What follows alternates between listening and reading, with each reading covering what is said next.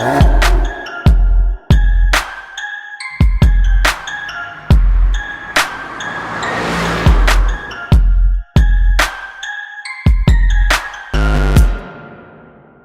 쿼트로 포르테는 3.0L V6 트윈 터보 엔진을 얹고 있는데요. 거기에다가 미션은 BMW에서 많이 쓰이는 ZF의 8단 자동 미션이 들어가 있습니다. 일반적인 쿼트로 포르테는 후륜 구동만 준비되어 있지만 성능을 더 올린 S 모델 같은 경우에는 4륜 구동 모델만 준비가 되어 있어요. 일반 쿼트로 포르테 모델이 350마력의 출력을 내면은 이 차량은 430마력의 출력을 내고 토크는 거의 60kgm에 가까운 그런 성능을 보여주고 있습니다. 이 엔진 같은 경우에는 크라이슬러사에서 쓰던 V6 펜타스타 엔진의 엔진 블록을 갖고 와서 페라리에서 다듬어준 엔진이에요. 코드네임은 F160 엔진이고요. 페라리가 뭐 세팅하고 뭐 그런 것들을 다 했기 때문에 페라리가 만든 엔진이라고 봐도 무방합니다. 뒷좌석의 편안함도 어느 정도 가져야 되는 플래그십 세단인데 페라리의 엔진이 쓰였다라는 얘기죠. 토크랑 마력이 워낙 좋은 차량이다 보니까 일상적인 영역에서 절대 힘이 부족하다라고 느낄 수가 없습니다. 1500rpm 미만에서 이제 슬슬 가속할 때에도 상당히 두껍게 느껴지는 그런 토크 배분을 보여주고 있습니다. 그렇기 때문에 이 마세라티가 상당히 잘 만드는 GT카라고 하죠. 그랜드 투어러. 유럽 같은 경우에는 워낙에 땅덩이가 넓잖아요, 대륙이. 그렇기 때문에 장거리 여행을 갈 때 편하게 운전할 수 있으면서도 내가 언제나 원하는 출력을 내뿜어 줄 수 있는 GT카, 그런 것들이 많이 발전했는데 출력의 분포 자체도 어느 부분에서나 폭발적인 힘을 낼 수 있게끔 언제나 준비가 되어 있고요. 승차감도 상당히 부드럽고 안락합니다. 적어도 드라이브 모드를 노멀 모드로 했을 때는 말이죠. 일반적인 플래그십 모델들과 비교를 했을 때 다른 점이 있다라고 하면은 스티어링 휠이 제법 무거운 편이에요. BMW 7 시리즈도 약간 S클래스에 비하면은 조금 스티어링 휠이 무거운 느낌은 있지만 일반적으로 이런 플래그십 모델은 기사가 운전했을 때 뿐만 아니라 주말에는 이제 내 가족과 어디를 갈 때 내가 운전을 해야 될 수도 있잖아요. 그렇기 때문에 운전의 편안함이라든가 이런 것 때문에 스티어링 휠을 비교적 가볍게 세팅하는 편이에요. 쿼트로 포르테 같은 경우에는 이 드라이브 모드가 노멀일 때에도 제법 묵직하다라는 느낌이 듭니다. 고속주행 시에 NVH 같은 경우는요, 바닥에서 올라오는 소음 같은 경우에는 조금 있는 편이에요. 지금 노면에 이 차선 지운 거 계속 타이어가 밟고 있는데 그때마다 소리가 조금 있는 편이고요. 풍절음 같은 경우에도 상당히 억제를 잘 한 편이에요. 그래서 바람 소리가 뭐 그렇게 크게 들어온다 그런 느낌은 없습니다. 일반적인 이런 플래그십 세단 같은 경우에는 엔진 소리라든가 배기 소리라든가 좀 그런 것들을 최대한 실내에 유입이 안 되도록 좀 억제를 하려고 하는 편인데, 이 마세라티 하면은 뭐죠? 배기음이죠. 2000rpm 언저리쯤에서는 이 뒤쪽에서 배기음이 상당히 기분 좋게 실내에 유입이 되는 편입니다.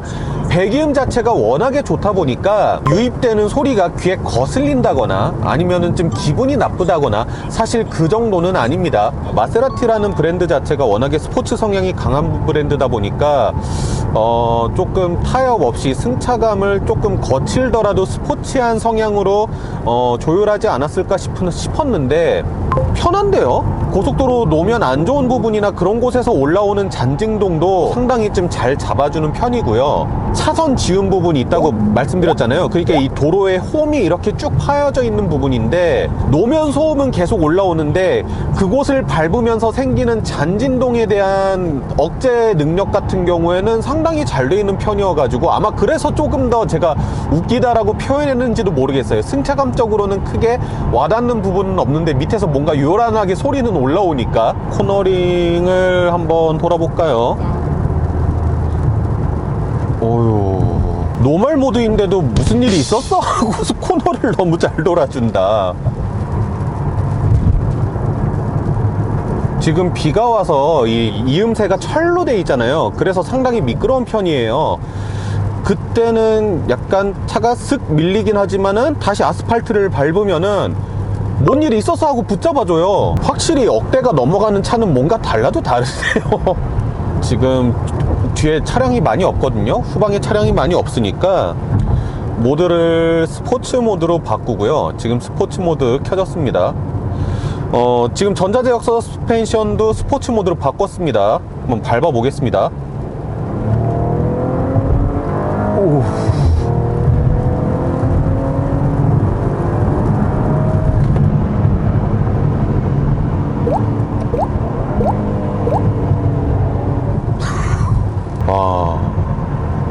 다시 한 번만 해볼게요. 다시 한 번만.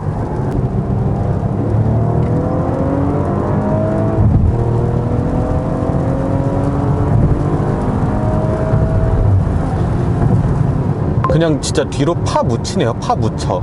110 정도까지만 밟아봤거든요. 속도를 한 40, 50 정도만 스포츠 모드에서 이렇게 해본 건데, 사람들이 이 맛에 마세라티 타는구나. 아무것도 안 하고요. 엑셀만 끝까지 밟았는데 너무 즐거워요. 진짜 변속도요. 뭐 이거 DCT 뺨치게 변속이 빠른데요. 엔진 힘도 좋은데 변속도 빠르고 뒤에서 배기 소리 앙칼지게 앙앙대고, 와, 마세라티를 타는 데는 다 이유가 있네요. 이런 이유 때문에 타는군요. 서스펜션만 스포츠 모드로 한번 바꿔보죠. 서스펜션 하나 바꿨을 뿐인데 이렇게 변화가 다이내믹하다고요? 대단한데?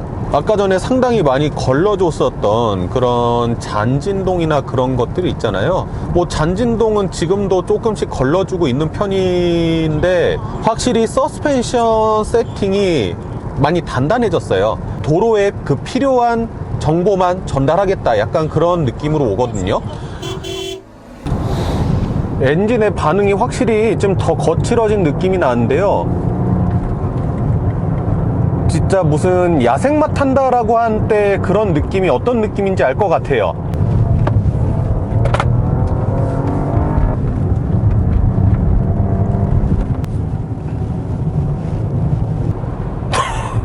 너무 재밌어. 아니, 세상에 대형 플래그십으로 이게 말이 되냐고. 플래그십으로 이렇게 원초적인 재미를 뽑아낼 수가 있나요, 이게? 너무 재밌는데? 그래 놓고 아무 일 없다는 듯이 ISG 작동되는 것 봐요. 이게 뭐냐, 얘는 대체 정체가? 정말 변속 속도가 빠르고요. 그에 대응하는 엔진의 출력 분포나 이런 것도 진짜 상당히 거친 느낌이 나는데, 그러니까 완전 쌍마초예요. 쌍마초 진짜. 브레이크 제동도 상당히 좋고요. 스티어링 휠도 돌린 대로 돌아가고, 주중에는 편하게 이제 뭔가 성공한 비즈니스맨의 삶으로서 그렇게 타고 다니다가 주말에는 서킷에서 돌려도 되겠는데요? 자, 어제는 고속도로 주행하고 이제 와인딩에서 성능을 살펴봤다라고 하면은, 오늘은 플래그십 모델이니까 도심에서 다닐 때는 편안하게 다녀야 되니까요. 근데 제가 어제부터 지금 이 차량 1박 2일째 타고 있는데 충격적인 사실 하나를 발견했어요. 앞만 찾아도 오토홀드가 없어요. 이 차량 디스플레이 창을 제가 다 뒤집어 보고 이쪽에 있는 버튼류들도 싹 다 찾아봤지만 앞만 찾아도 오토홀드가 없습니다. 국산 차량들 한 2천만원에서 3천만원 사이에 있는 차량들도 옵션만 선택해서 전자식 파킹 브레이크가 들어가게 되면은 일반적으로 다 채택되어 있는 게 이 오토홀드인데, 이 차량에 오토홀드가 없어요. 야씨, 이 차에 오토홀드 없는 건 좀 심하지 않나, 좀 그런 생각이 듭니다. 그냥 버튼 한번 누르면 파킹으로 체결되니까 필요 없다고 생각한 걸까요? 고속주행이라든가 뭔가 스포티한 주행을 할 때는 이 배기 소리가 상당히 만족스럽다라고 말씀을 드렸는데, 과연 만인이 좋아하는 것일까 좀 그런 의문이 생겨가지고 어젯밤에 잠깐 어머니 모시고 한 바퀴 드라이브 갔다 왔는데, 저희 어머니는 너무 싫어하시더라고요. 뭔가 차체가 안정감이 있는 것 같았는데 뒤에서 자꾸 방방방방 소리가 올라오니까 불안하신가 봐요. S클래스의 구매 고객이라든가 아니면 렉서스 LS의 구매 고객, 이런 층하고는 이 차량이 좀 안 맞을 수도 있겠다라는 생각이 저는 좀 들었습니다. 힘은 계속 충분히 넉넉한 편이지만은 이 차량이 트윈 터보 시스템을 채택을 하고 있기 때문에 터보렉은 살짝 있습니다. 처음에 신호 받아서 출발을 할 때 그냥 이 차량의 전반적인 엔진의 출력이나 그런 것들을 생각했을 때 초반에는 조금 응답성이 좀 느리다 라는 게 있어요. 그러니까 터보렉이 있다라는 거죠. 네, 확실히 터보렉이 있어요. 정지 상태에서 출발하니까 확실하게 터보렉이 조금 느껴지네요. 내가 스포티하게 운전하지 않겠다, 그냥 이렇게 유유자적 시내 주행을 하겠다라고 하면은 승차감도 뭐 불편할 정도로 단단하거나 그런 느낌은 아닙니다. 저는 이런 승차감 좋아하거든요. 근데 제가 옛날에 탔었던 벤츠 S클래스나 그런 것들에 비하면은 그래도 좀 단단한 편이긴 해요. 사실 어제 제가 고속주행도 했었고요, 공회전도 조금 했어요. 시내주행도 했었고, 연비는 리터당 7km/L를 가리키고 있는데요, 3000cc 휘발유 엔진에 트윈 터보를 달았다. 솔직히 연비를 기대하기는 좀 어려운 세팅이죠. 그리고 이 차량의 성향 자체가 워낙에 주행하다 보면은 계속 야, 좀 더 달려봐, 좀 더 달려봐, 약간 자극하는 느낌이 들어요. 계속 그러다 보니까 연비는 뭐 그렇게 썩 좋은 편은 아니다. 플래그십을 운용하시면서 사실 연비가 그렇게 문제가 된다고 하시는 분들은 아마 많지는 않을 겁니다. 그런 분들을 위해서는 뭐 디젤 엔진이 달린 꽈드로포르테도 준비가 돼 있으니까요. 고속도로 주행을 할 때에는 아무래도 이 묵직한 스티어링 휠의 감각이나 그런 것들이 운전자로 하여금 안정감을 가지게 하거나 그렇게 받아들여졌었는데, 시내에서는 조금 무겁다라는 느낌이 들 때가 있습니다. 간혹 가다가. 시내 주행이 많으신 분들한테는 단점으로 적용이 될 거고요, 시내 주행보다는 고속 주행 위주의 스포티한 주행 위주를 하시는 분들한테는 장점으로 다가올 것 같습니다. 이런 과속 방지턱을 넘을 때도요, 상당히 부드럽게 넘어가줘요. 스포티한 성향을 살린 것에 비해서는 상당히 깔끔하게 넘어가는 그런 거동을 보여줍니다. 다시 한번 앞에 과속방지턱이 있는데요, 이거 좀 높네요. 과속방지턱 올라갈 때는 다소 부드럽게 올라가는데, 리범핑 되면서 딱 그 충격을 완화할 때 충격이 조금 더 크게 느껴지긴 합니다. 이 차는 플래그십 세단이기 때문에 뒷좌석의 느낌도 좀 중요할 것 같거든요. 저희 다른 PD님 한 분을 모셔가지고 그분한테 운전을 조금 부탁을 드리고 제가 한번 뒷좌석에 앉아서 뒷좌석 승차감은 어떤지 한번 보도록 하겠습니다. 뒷좌석에 왔습니다. 우리 민 PD님이 이런 차 처음 타보신다고 너무 긴장을 하셨는데, 사실 지금 불안하긴 마찬가지입니다. 지금 이 차가 망가지면은 저는 제 명의로 올려보지도 못한 차 때문에 제 재산이 그냥 징발해버려요. 민 PD님한테 제 인생을 걸고 뒷좌석에 앉아봤습니다. 뒷좌석에 앉으니까 뭔가 좀 느낌이 확실히 다르긴 하네요. 그리고 일단 공간 자체가 여유가 있으니까 사람이 되게 여유를 좀 갖게 되네요. 센터 암레스트를 내렸을 때 이 팔을 지지할 수 있는 곳과 도어 트림 쪽에 있는 팔을 지지할 수 있는 곳의 공간 자체가 안정된 자세를 취할 수 있는 그런 위치에 있어 가지고요, 공간 자체는 그렇게 나쁘지는 않습니다. 이 시트가 리클라이닝 기능이 만약에 좀 지원이 됐다라고 하면은 아마 조금 더 편하게 그렇게 할 수는 있었을 것 같은데, 그것도 뭐 옵션인 것 같아요. 아마 독립식 시트 옵션을 넣으면 적용되지 않을까 싶습니다. 노면이 좋지 않은 도로인 것 같은데, 뒤에 쪽 서스펜션을 통해서 올라오는 진동이 앞좌석보다는 조금 더 있는 것 같아요. 그렇게 마냥 폭신폭신 부드럽거나 그러진 않습니다. 그거는 시트도 마찬가지고요. 그렇다고 해서 막무가내로 막 퍽퍽퍽퍽 그러면서 뒷좌석 탑승객을 불편하게 한 건 정도는 아니고요. 확실히 운전석에 비해서 뒷좌석에서 배기음이 조금 더 가깝게 들리기는 합니다. 배기에 따른 진동도 조금 느껴지는 편이고요. 푹신푹신했었던 앞좌석 헤드레스트에 비해서 뒷좌석 헤드레스트는 조금 단단한 편입니다. 몸 자체는 상당히 지지력이 나쁜 편은 아닌 것 같아요. 뒷좌석에 있다가 심심하시면은 가끔씩 가다가 커플도 한번 눌러주세요. 이거 약간 웃음벨 같은데, 그러니까 뭐 아주 잠깐 동안 뒷좌석 체험을 해봤는데, 뒷좌석에 대한 정의는 이렇게 내리면 될 것 같아요. 이 차량을 전통적인 비즈니스 세단, 벤츠 S클래스라든가 렉서스 LS 그런 차량의 대체제로 쓰기에는 사실상 무리가 좀 있어 보이는 구성입니다. 근데 이 차는 제가 운전하면서도 말씀드렸었던 GT카, 그랜드 투어러 카로서 가족들끼리 여행을 가거나 아니면은 뭐 뜻이 맞는 사람들끼리 이렇게 같이 여행을 가면서 타기에는 지금 이런 기본적인 옵션만으로도 사실 뭐 그렇게 크게 불편함이 없고 재미있게 탈 수 있는 그런 차량으로 생각이 됩니다. GT카로서 생각을 하시고 구매를 하시면은 생각보다 만족스럽게 이용을 하실 수 있을 것 같습니다. 경고음은 좀 앞쪽에만 들리게 하든가 뒷좌석 탑승객도 이렇게 온전히 느끼게 하면은 좀 불안할 것 같은데. 자, 지금까지 마세라티 콰트로포르테 SQ4 그란 루소를 시승을 해봤습니다. 이 차량이 어떤 차량인가에 대해서 우선적으로 정의를 해야 될 것 같아요. 우리가 마세라티라고 좀 검색을 해보면은 유독 우리나라에서 마세라티에 대한 이미지가 좀 안 좋은 것들이 많아요. 인터넷에서 좀 놀림거리도 많이 되고 있고요. 과연 이 차량이 뭐 때문에 그럴까 좀 궁금해가지고 저도 최대한 자세히 이래저래 타봤는데, 물론 그런 부분은 있습니다. 이탈리아 차 특유의 허술함 같은 거는 조금 담겨져 있는 부분이 있어요. 예를 들어 가지고 이 비싼 차에 오토홀드가 안 달려 있다거나, 뒷좌석 암레스트의 컵홀더가 되게 좀 허접하게 돼 있다거나, 그 밑에 스페어 타이어 있는 공간을 열었을 때 그 배터리가 담겨져 있는 공간이 마무리가 영 좋지 못한다든가, 그런 특유의 허술함은 좀 담겨져 있습니다. 그거는 맞는데요, 그게 이 차량을 선택하는 데 있어 가지고 크게 문제가 될 부분인가,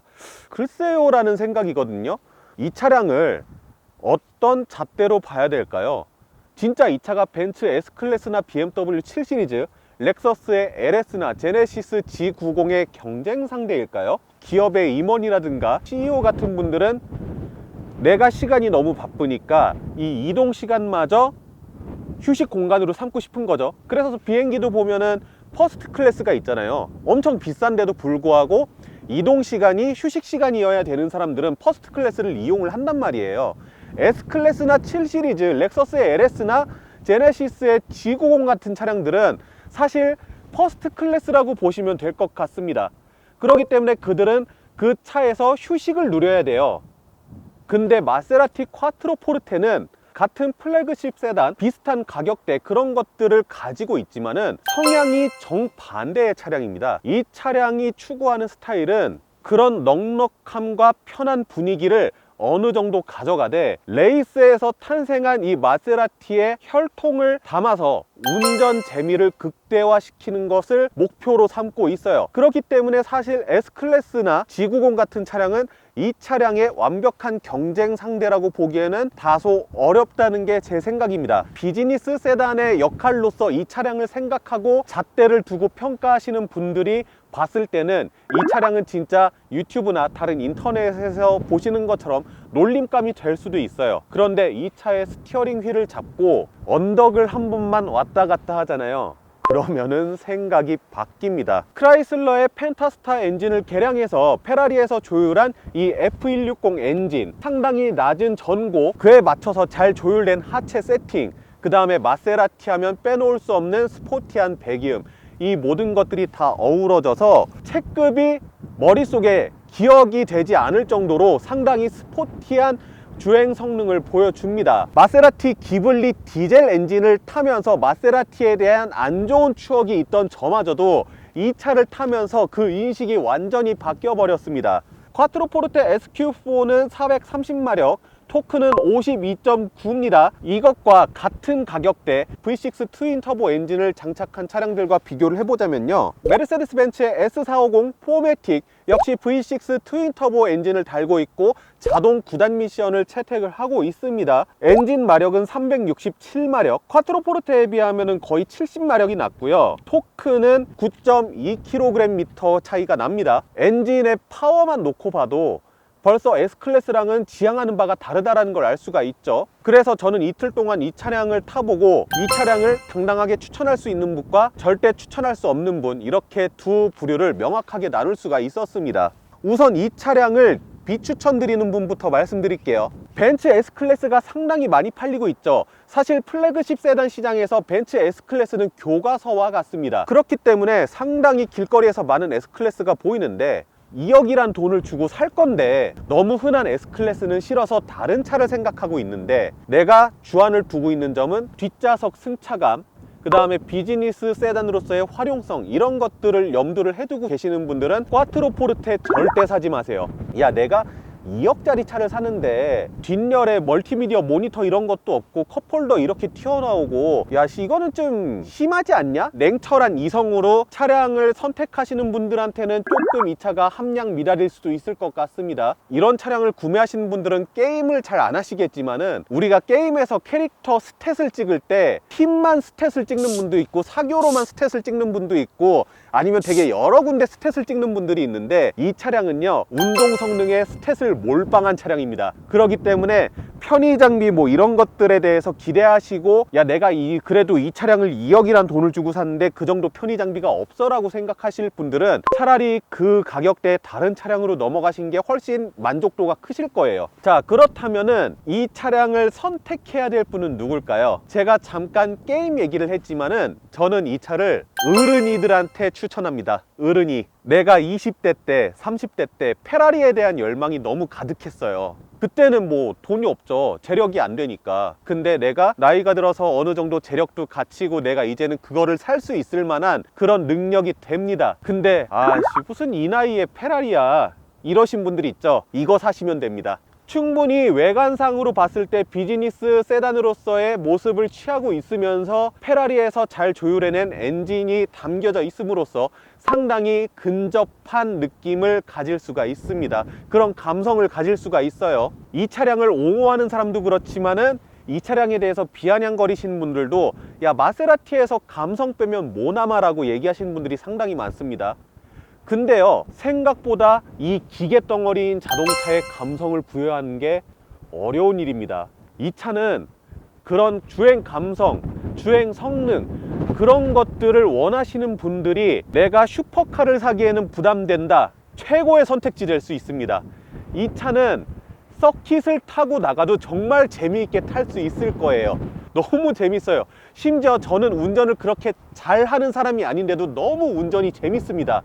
그러면은 이 차량은 진짜 독보적인 차량이냐, 이 차량 말고는 다른 대안은 없는 거냐? 물론 있습니다. 같은 가격대에 역시나도 너무나 완벽한 포르쉐의 파나메라 4S 모델이 기다리고 있습니다. 꽈트로포르테 SQ4 같은 경우에는 차량 가격은 1억 9,150만 원이고요 V6 트윈 터보의 ZF의 8단 미션을 담고 있습니다. 파나메라 4S가 이 차량하고 사실상 거의 스펙이 같습니다. V6 엔진에 트윈 터보를 장착을 했고요 8단 PDK 변속기를 달고 있습니다. 꽈트로포르테가 파나메라보다 전장이나 휠베이스는 조금 더 많이 긴 편이고요 대신에 파나메라가 전고가 조금 더 낮습니다. 본격적으로 조금 더 스포츠카의 모습을 표현하고 있죠. 꽈트로포르테 같은 경우가 430마력, 파나메라가 440마력. 토크는 꽈트로포르테가 조금 더 높습니다. 가격은 파나메라가 1억 7,370만원,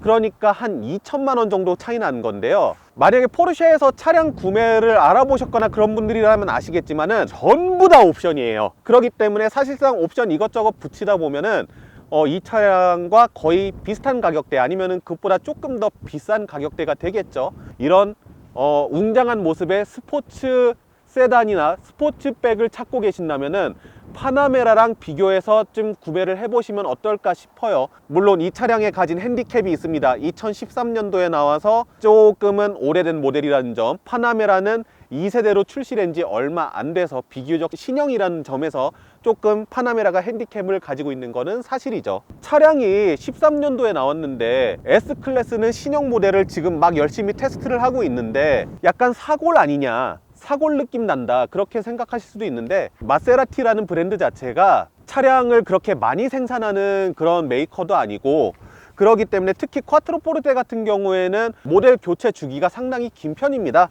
앞으로는 조금 더 이 꽈트로포르테가 고생을 좀 더 해줄 것 같고요. 마세라티가 본격적으로 전동화 모델을 만드는 것에 착수를 했어요. 이탈리아의 마세라티를 생산하는 모데나 공장도 전동화에 맞춰서 공장 설비나 그런 것들을 바꾼다고 합니다. 그 얘기는 뭐냐, 다음 세대 꽈트로포르테는 어떤 방식으로든 전동화 파워트레인을 적극적으로 활용을 할 겁니다. 하이브리드 유닛이 결합이 된다던가 아니면은 아예 전기차로 나올 가능성도 있겠죠. 나는 내연기관의 오리지널 마세라티, 차를 타고 싶다 라시는 분들은 어쩌면은 이 차가 마지막 기회가 될지도 모르겠습니다. 마세라티 콰트로포르테에 대한 리뷰는 여기까지 하면 될 것 같고요. 인터넷에서 그렇게 돌아다니는 뭐 나쁜 소식이라든가 부정적인 시선들이 아무래도 사람들한테 선입견을 좀 씌워줄 수 있는데요. 물론 뭐 나쁘게 얘기했다는 분들이 틀린 거는 아니고요. 부족한 부분들도 분명히 이 차량에 있긴 있습니다. 없다라는 얘기는 아니지만은 스스로 차량을 한번 시승해 보시고 그런 다음에 선택을 하셔도 충분하다. 차 가격이 한두 푼이 아니잖아요. 코로나 때문에 이 차량의 본 생산지인 이탈리아도 많이 힘들고 우리 대한민국도 힘들고 전 세계적으로 많이 힘든데 이런 재난이 빨리 지나갔으면 좋겠습니다. 초보 리뷰어인데 이런 비싼 차를 믿고 맡겨주신 마세라티 관계자분들한테도 한번 감사의 인사를 드리고요. 무엇보다 우리 구독자 여러분들이 계셨기 때문에 제가 이런 비싼 차를 타보고 리뷰도 할 수 있었습니다. 지금까지 상당히 긴 영상일 텐데요. 시청해 주셔서 감사합니다. 다음에 더 좋은 영상으로 찾아뵙도록 하겠습니다. 감사합니다.